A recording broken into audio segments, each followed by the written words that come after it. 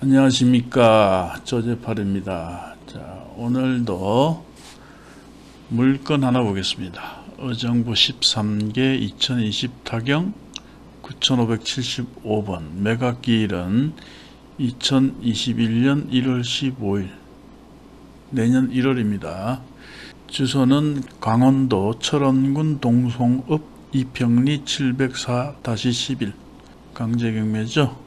전체 면적은 438평방미터 중 62.6평방미터, 평수로는 18.9평입니다.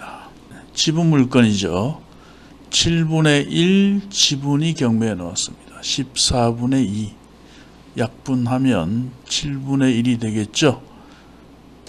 자, 감정금액은 4,680만 2,360원. 2회 유찰이 되어서 현재 최저 매각 가격은 2,293만 3천원입니다. 감정금액 대비 49% 됩니다. 자, 사진 잠깐 봅시다. 여기 무슨 태광 공작이라고 되어 있죠. 코너 땅입니다. 코너 땅이고, 대충 보면 뭐 건물이 있고요. 뭐 개도 있습니다. 여기 개도 있죠. 개. 뭔 개소리야! 뭐 이렇게 멀리서 본 건물이 있습니다. 멀리서 본 사진입니다. 태광 공작소라고 되어 있죠. 철골 뭐라고 써요? 출장 용접 선반 가공. 위치도 한번 보겠습니다. 위치도를 보면 이 빨간색 부분이 경매에 나온 물건입니다.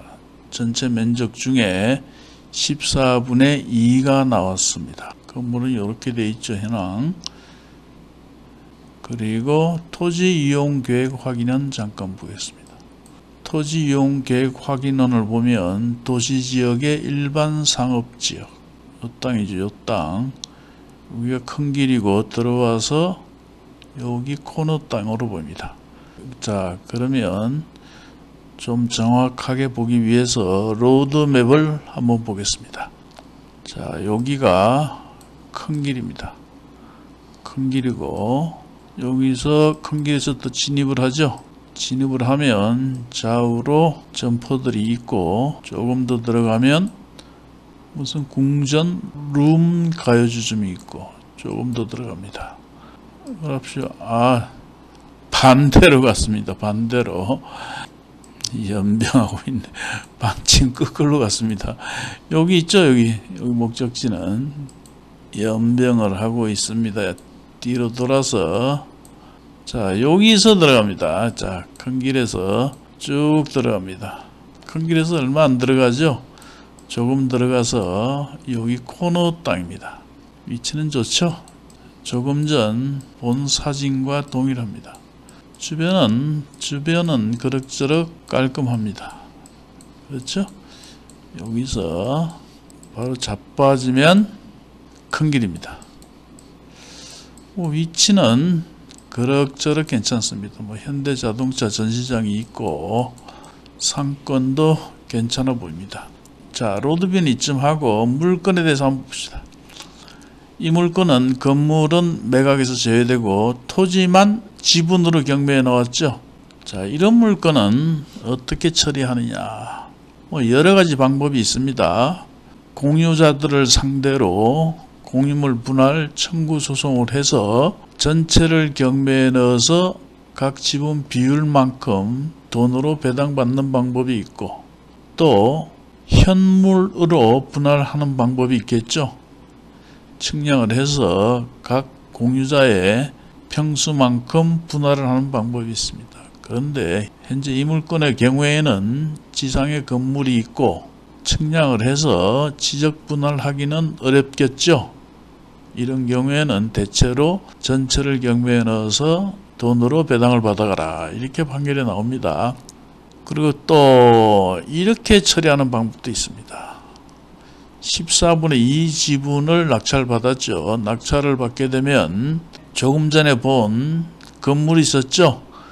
건물 소유자를 상대로 부당이득금 반환 청구 소송을 할 수가 있습니다.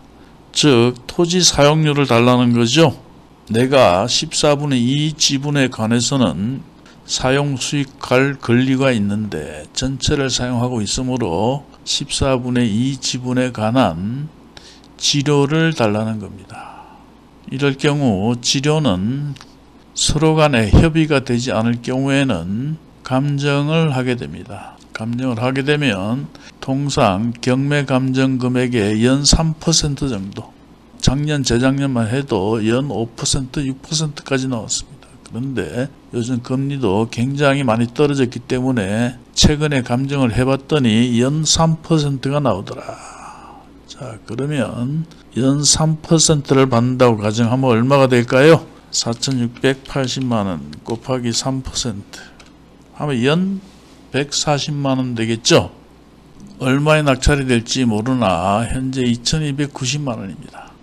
2,290만원 대비 연 140만원이면 연 6%의 수익률입니다. 괜찮죠? 연 6%의 수익률이면 상당히 좋은 수익률입니다.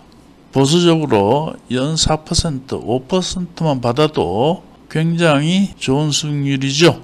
그러면 부당이득금 반환 청구 소송은 어렵느냐? 전혀 어렵지 않습니다. 이 경우 소액 사건에 해당되기 때문에 소액 재판부에 배당이 됩니다. 소액 재판부는 소송이 굉장히 간단하죠.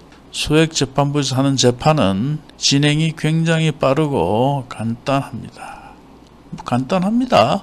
지료 청구 소송을 했는데 지료에 대해서 서로 간에 너무 비싸다 너무 싸다고 한다면 감정을 하게 됩니다. 그러면 그 감정 결과대로 판결이 나오게 됩니다.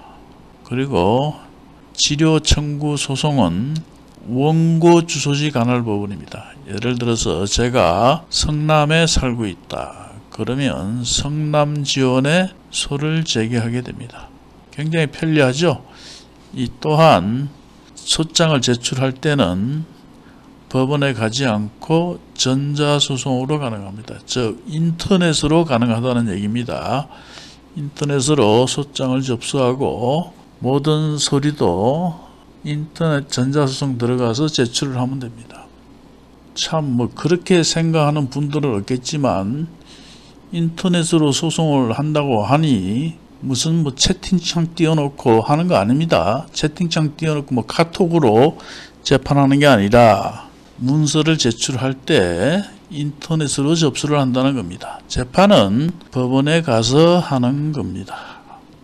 자, 이 물건은 설사 단기간에 처리되지 않는다 하더라도 장기적으로 봐도 좋아 보입니다. 아까 로드뷰에서 봤듯이 큰 길가에서 조금 들어갑니다.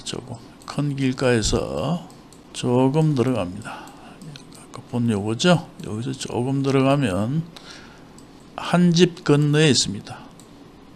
자, 이제 한번 정리를 해봅시다.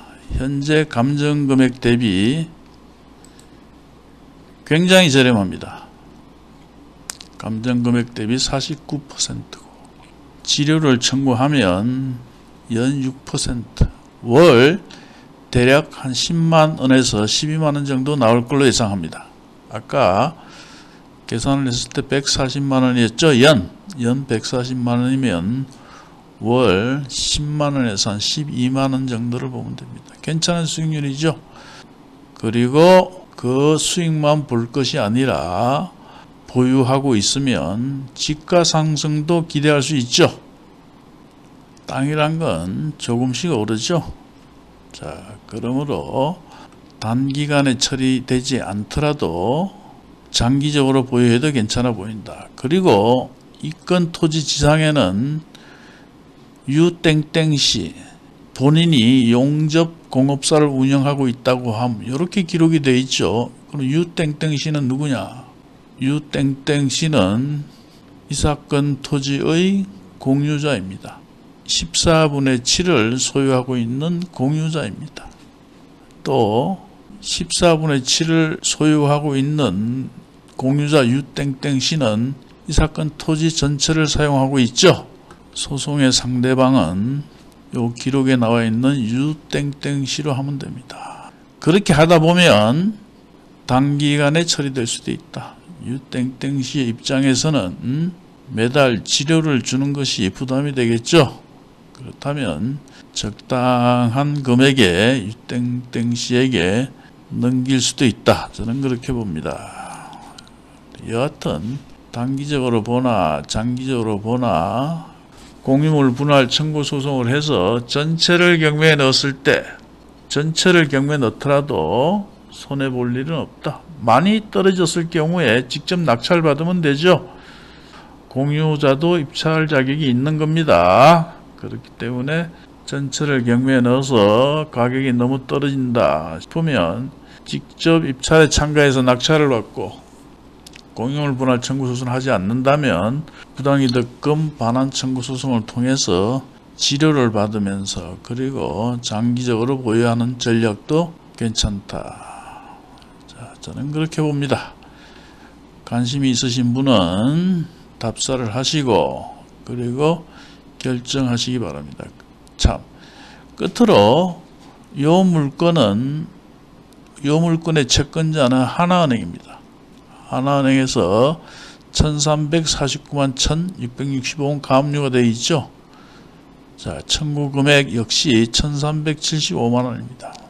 채권 청구 금액이 소액이기 때문에 치화의 우려는 있습니다. 그러므로 반드시 치화 여부 확인하시고 또 지분 물건이기 때문에 공유자 우선 매수 신고도 들어올 확률이 높습니다. 그러나 치하의 우려가 있다. 그리고 공유자 우선 매수 신고가 들어올 우려가 있다. 그렇다고 해도 입찰하지 않을 이유는 없죠. 자, 오늘은 여기까지입니다.